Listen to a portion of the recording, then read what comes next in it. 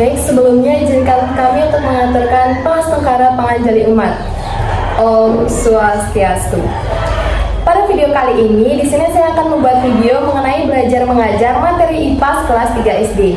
Sebelum itu, izinkan saya untuk memperkenalkan diri terlebih dahulu. Perkenalkan, nama saya Mama Fitriapsari, presensi 26 dengan NIM 2311031125. Di sini saya mengambil jurusan Pendidikan Guru Sekolah Dasar dari Universitas Negeri Igusti Bagus Sugriwa Denpasar. Nah, di sini saya mengajak adik saya, silakan perkenalkan diri. Perkenalkan, nama saya Kadek Rahma Suari Pramesti. Iya, Kadek Rahma Suari Pramesti. Ama kelas berapa? Kelas 3. Kelas 3. Bersekolah di SD mana? SD nomor 1 Selat. Iya, Rahma ini merupakan siswa kelas 3 dari sekolah SD nomor 1 Selat. Oke. Nah, pada video kali ini di sini saya akan membahas mengenai materi IPA kelas 3 SD, lebih tepatnya ke materi bagian bab 8 yang berada di halaman 185. Nah, pada materi bab 8 ini merupakan materi yang akan membahas mengenai bentang alam Indonesia. Nah, materi yang saya ambil itu langsung bersumber dari buku IPAS kelas 3 SD yang saya pinjam di adik saya. Nah, sebelum kita masuk ke dalam materi, ada baiknya kita mengetahui terlebih dahulu apa sih tujuan pembelajaran dari bab 8 ini. Nah, di sini pada bagian bab 8 ini ada 3 tujuan pembelajaran. Yang pertama itu ada mengidentifikasi ragam bentang alam di daerah kalian. Tujuan pembelajaran yang kedua yaitu mengenal karakter tempat dengan bentang alam yang berbeda-beda. Dan tujuan pembelajaran yang terakhir atau yang ketiga yaitu adalah mendeskripsikan bentuk adaptasi kita di lingkungan kita. Nah, itu tadi tujuan pembelajaran yang saya temui di bab 8. Nah, langsung saja kita masuk ke dalam materi. Nah, pada bab 8 bentang alam Indonesia ini dibagi ke dalam 3 materi pembahasan. Materi yang pertama atau materi A itu adalah ragam bentang alam di Indonesia. Materi yang kedua atau materi bagian B yaitu adaptasi kita di daerah dengan bentang alam yang berbeda. Nah, materi yang ketiga atau materi yang C itu adalah pengaruh bentang alam dengan keberagaman budaya. Nah, kita bahas secara satu persatu terlebih dahulu. Bahas mulai dari materi yang pertama yaitu ragam bentang alam di Indonesia. Nah, kakak tanyakan dulu kepada Rahma, apa sih yang kamu ketahui tentang ragam bentang alam di Indonesia? Atau pengertiannya dari bentang alam deh? Apa yang kamu ketahui? Bentang alam adalah hamparan alam dalam aneka ragam bentuk permukaan bumi. Iya, bentang alam ini merupakan ragam atau hamparan alam dengan aneka ragam bentuk permukaan bumi. Nah, itu merupakan pengertian dari bentang alam. Nah, bentang alam ini dibagi ke dalam 2 jenis. Apa saja sih jenis-jenis dari bentang alam yang kamu ketahui?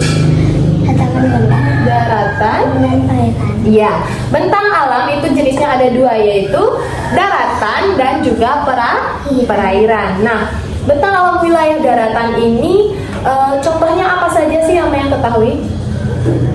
Darat, Ya, di daratan contohnya apa? sawah, pegunungan, bukit. Iya, contoh dari wilayah daratan itu adalah sawah, pegunungan dan juga bukit. Ya, benar sekali. Itu merupakan contoh bentang alam yang ada di daratan.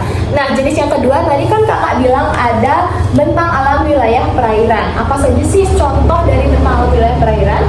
Laut, danau, selat. Ya, Rahma memberikan 3 contoh yaitu laut, danau, dan juga selat. Nah, itu benar sekali.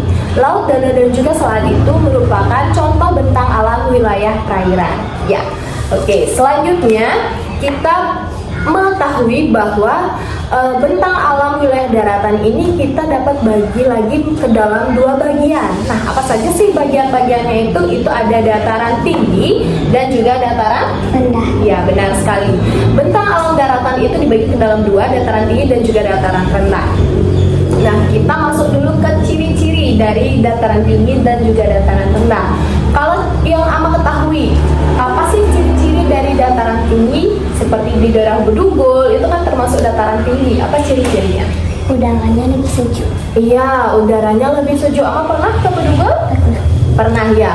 Tentunya kalau kita ke Bedugul itu biasanya kita menggunakan pakaian yang lebih tebal seperti jaket gitu ya, karena udaranya lebih sejuk. Kalau Amma pernah nggak melihat di sekitar jalan untuk menuju Bedugul itu perkebunannya bagaimana? Subur nggak? Iya, itu juga salah satu ciri dari dataran tinggi yang dimana memiliki tanah yang subur, itu biasa berupa lahan pertanian ataupun perkebunan. Nah, dataran tinggi ini biasanya ditandai dengan ketinggiannya itu melebihi 300 mdpl atau 300 meter di atas permukaan laut. Nah, itu ciri-ciri dari dataran tinggi.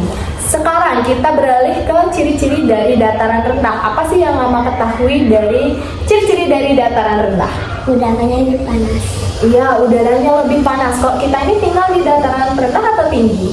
Rendah. Iya, benar sekali. Kita ini termasuk masyarakat yang tinggal di dataran rendah yang dimana suhu udaranya itu lebih panas. Iya, kalau siang-siang biasanya di dataran rendah itu biasanya di rumahnya pasti terdapat AC ataupun kipas karena suhunya lebih panas. Pakaian yang dipakai bagaimana? Lebih tipis atau lebih tebal? Ya, lebih tipis, itu menyesuaikan dengan cuaca.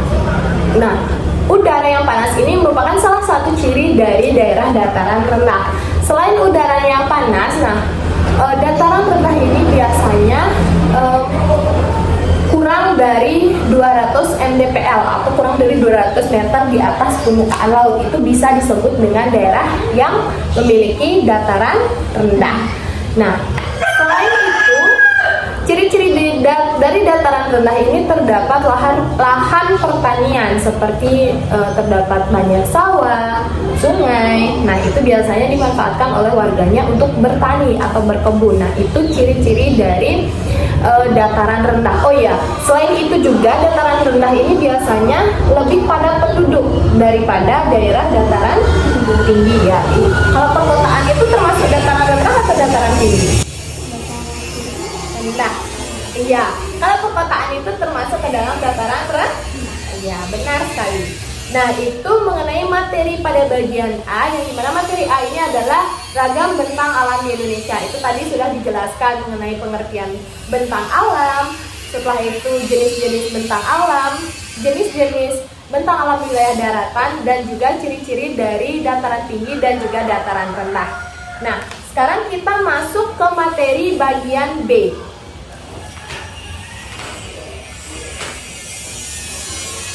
Nah, topik pada materi bagian B ini adalah adaptasi kita di daerah dengan bentang alam yang berbeda. Nah, sebelum itu, kakak mau tanyakan kepada Rahma, apa sih yang Rahma ketahui tentang adaptasi? Iya, benar sekali. Adaptasi itu merupakan bagaimana cara makhluk hidup untuk menyesuaikan diri terhadap lingkungannya. Nah, tujuan dari adaptasi ini tentunya untuk agar kita atau makhluk hidup itu mampu bertahan di kondisi lingkungan-lingkungan tertentu tempat mereka tinggal. Itu merupakan pengertian dari adaptasi. Nah, contoh dari adaptasi. Ini kakak mempunyai 2 gambar.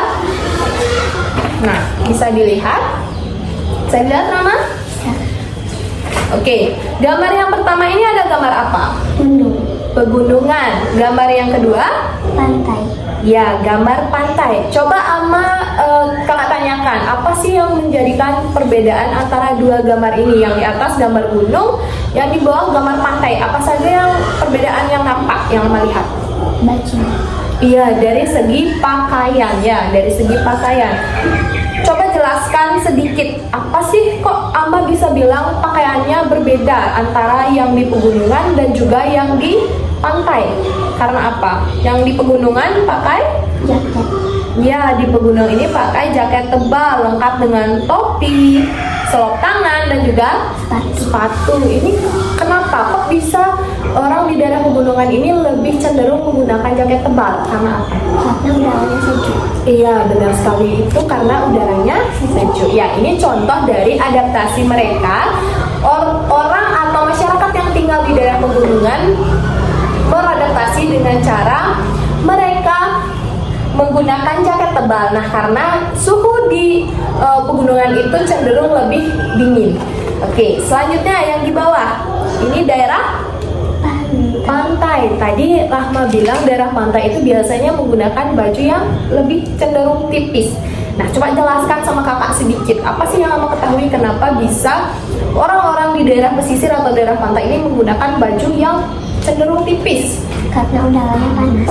Iya benar, itu karena udaranya panas. Karena tadi kan juga kita sudah sebutkan di ciri-ciri di dataran rendah dan juga dataran tinggi. Nah, dataran rendah itu salah satu ciri-cirinya tadi itu adalah udaranya Panas. ya lebih panas ketimbang dataran rendah, ketimbang dataran tinggi. Maka dari itu, masyarakat yang berada di pesisir, lebih tepatnya di daerah dataran rendah itu biasanya menggunakan baju yang cenderung lebih tipis ketimbang daerah dataran tinggi. Nah, ini merupakan adaptasi mereka untuk menyesuaikan diri terhadap lingkungan agar mereka dapat bertahan di kondisi-kondisi tertentu. Oke, itu tadi mengenai materi B, yaitu mengenai adaptasi kita di daerah dengan bentang alam yang berbeda. Selanjutnya kita masuk ke topik pembahasan yang C. Nah, topik pembahasan yang C ini adalah membahas mengenai bagaimana pengaruh bentang alam dengan keragaman budaya. Nah, kita ketahui bahwa Indonesia ini mempunyai kaya akan keanekaragaman budaya, ras, suku, dan juga agama. Nah, pada kali ini di sini kita akan membahas mengenai bagaimana sih bentang alam itu mempengaruhi keberagaman budaya yang ada di Indonesia. Oke, kita buka dulu. Nah, di sini kakak juga mempunyai gambar. Ini adalah dua gambar rumah adat yang ada di daerah Indonesia. Ayo coba Ama, yang ini Ama tahu rumah adat apa? Rumah Embaru Niang. Iya, benar sekali. Ini merupakan rumah Embaru Niang. Rumah Embaru Niang ini merupakan rumah yang biasanya ditemui di wilayah Pulau Flores. Nah, rumah Embaru Niang ini biasanya memiliki ciri khas, yaitu rumahnya berbentuk atau atapnya itu berbentuk kerucut dan atapnya itu terbuat dari daun lontar. Ya. Rumah Embaru Niang ini bisa kita lihat ini dominan atapnya atau atapnya lebih panjang ketimbang berisi tembok. Itu tidak ya. Rumah Embaru Niang ini tidak berisi tembok. Ini lebih ke atap saja. Nah, tujuan dari pembuatan rumah ini dengan menggunakan atap yang kerucut seperti ini yaitu adalah agar lebih mempermudah untuk mengalirkan air hujan. Ya, karena daerah wilayah Flores yang ada di rumah adat Embaru Niang ini memiliki curah hujan yang cukup tinggi. Nah, selain untuk mempermudah aliran air hujan, rumah Embaru Niang ini juga bersifat untuk menahan udara hangat di dalamnya ya, karena udara di sana itu lebih cenderung lebih dingin karena terletak di daerah pegunungan. Benar sekali. Oke, selanjutnya rumah ini juga mirip sama rumah yang di bawahnya. Ini namanya rumah adat apa? Ya, rumah adat Honai ini berasal dari Papua. ya, rumah adat Honai bisa kita lihat. Rumah adat Honai ini adalah rumah adat yang berasal dari Papua, ya, Papua Pegunungan. Nah, sama juga bentuk rumahnya hampir mirip, tetapi rumah adat Honai ini mempunyai dinding, tetapi tidak punya jendela. Iya, ini ada pintu. Nah, biasanya rumah adat Honai ini itu didiami oleh suku Dani. Ya, suku Dani yang tinggal di daerah Papua. Oke, biasanya di dalam rumah ini juga terdapat perapian yang mereka buat atau suku Dani ini buat karena di daerah itu merupakan daerah yang termasuk daerah dingin. Nah, tujuan mereka membuat perapian di dalam rumah itu adalah untuk menjaga suhu di dalam rumah supaya tetap hangat. Ya, tetap hangat. Nah, itu merupakan bagaimana bentang alam mempengaruhi keragaman budaya yang ada di Indonesia, yang dimana keberagaman budaya yang tadi itu ada bisa dilihat dari segi rumah adat yang ada di Indonesia. Nah, rumah adat selanjutnya ini kakak punya yang ini. Ini namanya rumah terapung yang berada di kawasan Wakatobi atau pesisir Wakatobi. Rumah ini biasanya didiami oleh suku Bajo. Ya, Wakatobi itu merupakan daerah yang berada di daerah Sulawesi Tenggara. Nah, kalau Ama lihat, ini kan rumahnya ada rumah terapung, di bawahnya ada air, ini adalah air laut ya. Apa sih tujuan mereka membuat rumah ini? Nah, sebelum itu kita harus mengetahui deh, apa sih kira-kira pekerjaan yang lebih dominan di daerah ini? Nelayan. Ya, benar sekali. Karena ini merupakan daerah pesisir Wakatobi, biasanya masyarakat mereka itu lebih cenderung sebagai nelayan itu tadi. Nah, makanya mereka menyesuaikan diri dengan membuat rumah di daerah pesisir dengan cara membuat rumah terapung supaya mempermudahkan mereka untuk melakukan pekerjaan mereka. Selain itu, juga dapat melindungi mereka dari air laut. Kalau keadaan rumahnya lebih tinggi, otomatis air laut itu tidak akan bisa masuk ke dalam rumah mereka. Nah, itu juga salah satu bagaimana bentang alam mempengaruhi budaya daerah pesisir Wakatobi tersebut. Selanjutnya, rumah yang di bawahnya. Ini ada rumah adat Bali. Ya, benar sekali. Ini adalah rumah adat Bali yang biasanya kita jumpai di daerah kita sendiri ya. Rumah adat Bali ini cenderung memiliki halaman yang luas. Nah, karena daerah Bali ini termasuk di wilayah kita, ini merupakan termasuk daerah dataran rendah. Nah, ini salah satu contoh dari rumah yang biasanya kita jumpai di daerah dataran rendah di Bali. Oke. Nah, setelah kita membahas mengenai bagaimana bentang alam mempengaruhi budaya yang ada di Indonesia, bisa dilihat dari rumah adat yang juga bagaimana keadaan bentang alam di sekitarnya. Nah, selain itu, bentang alam ini juga mempengaruhi pekerjaan masyarakatnya, yang dimana setiap misalkan bentang alam dataran tinggi dan juga bentang alam dataran rendah ini memiliki pekerjaan masyarakat yang berbeda-beda. Nah, contoh bentang alam dataran tinggi ini masyarakatnya biasanya bekerja seperti apa ya yang ketahui?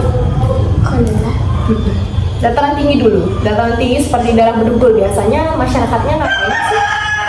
Berkebun. Iya, benar sekali. Kalau biasanya masyarakat di daerah dataran tinggi seperti daerah Bedugul, daerah Kintamani itu termasuk masyarakatnya itu lebih dominan sebagai petani atau juga pekebun. Nah, di sana biasanya kita jumpai sayuran yang khas daerah dingin seperti sayur kol, sayur hijau, sayur wortel yang hidupnya itu kemungkinan hanya bisa di daerah dataran tinggi saja. Itu salah satu contoh pekerjaan dari daerah dataran tinggi. Nah, selain itu jika kita lihat ke daerah-daerah Bedugul atau Kintamani itu kan termasuk dataran tinggi. Selain warganya sebagai petani, di sana juga warganya sebagai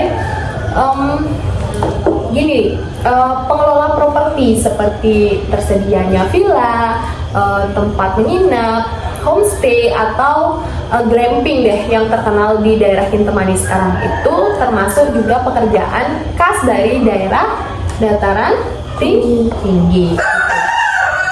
Kalau contoh pekerjaan masyarakat di daerah dataran rendah yang Ama ketahui seperti di daerah kita biasanya dominan itu apa pekerjaannya? Pegawai kantoran. Pegawai kantoran, benar. Lagi yang sering bekerja di sawah, Petani. iya benar sekali. Nah, biasanya daerah dataran rendah ini pekerjaan dominan masyarakatnya yaitu adalah sebagai pegawai kantoran, petani. Nah, selain itu juga ada di daerah pesisir. Kalau di daerah-daerah pantai biasanya pekerjaannya apa? Nelayan. Ya benar, itu sebagai nelayan. Nah, itu merupakan salah satu bagaimana bentang alam juga mempengaruhi pekerjaan suatu masyarakat yang tinggal di daerah-daerah tersebut. Nah, hanya sekian materi yang dapat saya sampaikan mengenai bagaimana ragam bentang alam Indonesia yang dimulai dari materi A yaitu ragam bentang alam di Indonesia, materi B mengenai adaptasi, dan materi C mengenai pengaruh bentang alam dengan keragaman budaya dan juga pekerjaan yang mereka tekuni sesuai dengan wilayah-wilayah tersebut. Nah, di sini saya akan melakukan evaluasi sejauh mana sih Rahma mengetahui atau mengerti dengan materi yang saya jelaskan. Di sini saya mempunyai 10 soal yang akan Rahma jawab. dan kita bahas setelah ia selesai menjawab. Oke. Silakan dijawab, Rahma.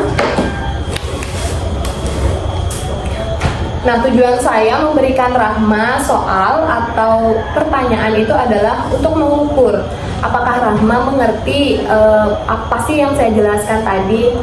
Selain itu juga kan Rahma sudah belajar di sekolah. Nah, sambil mengingat-ingat materi yang sudah diajarkan di sekolah juga.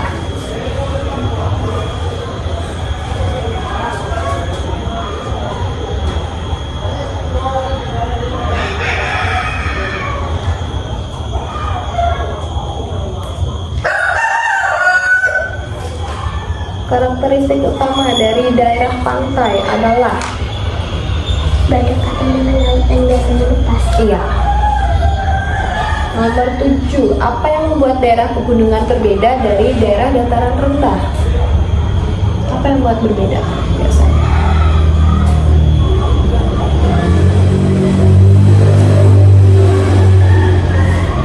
Yang ke-8, coba dibaca.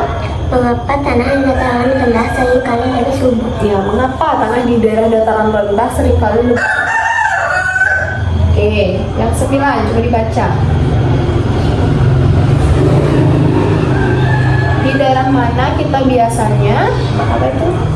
Biasanya menemukan sawah dan ladang pertanian, udah dijelaskan tadi. Ya, nomor 10 dibaca yang keras. Karakteristik utama dari daerah gurun adalah Karakteristik utama, ciri khas utama dari gurun. Biasanya gurun itu kering. Terus berarti jawabannya curah hujan. Ya, C. Ya, biasanya daerahnya itu cenderung lebih kering dan curah hujannya itu sedikit. Oke. Nah, ini Rahma sudah dapat berhasil menjawab 10 pertanyaan mengenai soal bentang alam. Nah, tentunya pertanyaan ini saya buat sesuai dengan materi yang sudah saya sampaikan tadi. Nah, kita akan melihat sejauh mana Rahma sudah paham dengan materi bentang alam. Nah, apa yang dimaksud dengan bentang alam? Nah, di sini Rahma sudah benar menjawab. Bentang alam itu merupakan sebuah permukaan bumi dengan berbagai bentuk fisik alami seperti lembah, sungai, dan juga pantai. Ya, benar. Soal yang kedua, contoh bentang alam yang ada di Indonesia itu adalah pegunungan, benar sekali. Yang ketiga, bentang alam yang biasanya ditemukan di daerah pesisir, yaitu ada pantai atau laut, boleh. Yang keempat, apa yang dimaksud dengan dataran tinggi? Dataran tinggi, wilayah yang memiliki ketinggian lebih dari 300 meter di atas permukaan laut, benar. Apa ciri utama dari bentang alam pegunungan? permukaan yang bergelombang dan berbukit-bukit. Iya, benar. Biasanya bentang alam pegunungan itu permukaannya bergelombang dan berbukit-bukit ya. Sering kan Mama menyaksikan. Oke, yang keenam, karakteristik utama dari daerah pantai. Berdekatan dengan laut dan biasanya berpasir. Iya, benar sekali, berdekatan dengan laut dan juga biasanya berpasir. Nomor 7, apa yang membuat daerah pegunungan ini berbeda dari daerah dataran rendah? Apa sih yang membuatnya? Daerah pegunungan cenderung lebih tinggi. Benar. Itu tadi juga sudah kita jelaskan di mana ciri-ciri dari daerah dataran rendah dan juga dataran tinggi, yang dimana di daerah dataran tinggi itu suhu di daerah pegunungannya itu cenderung lebih tinggi atau lebih tinggi. Oke. Oh, mohon maaf.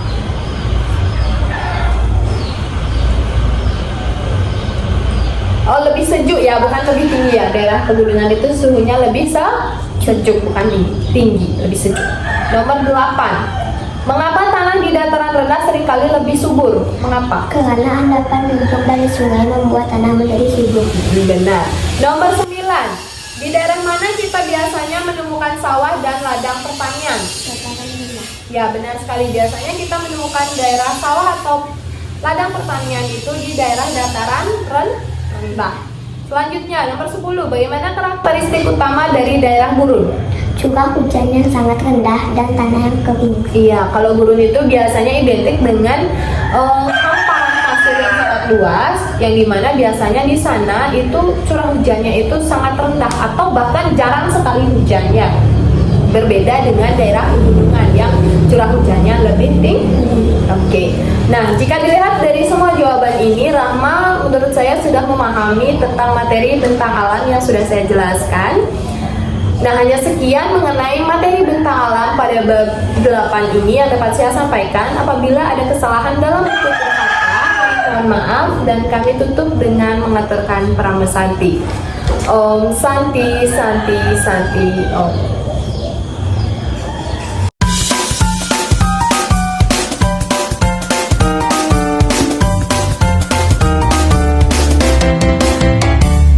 Nah, pada video kali ini di sini saya bersama adik saya melakukan karya wisata melihat bentang alam yang ada di daerah saya. Yang dimana di daerah saya ini merupakan daerah dataran rendah yang biasanya terdapat hamparan sawah dan juga sungai. Nah, pekerjaan dari masyarakat di sini itu biasanya menjadi petani, selain itu juga ada buruh dan pekerjaan lainnya.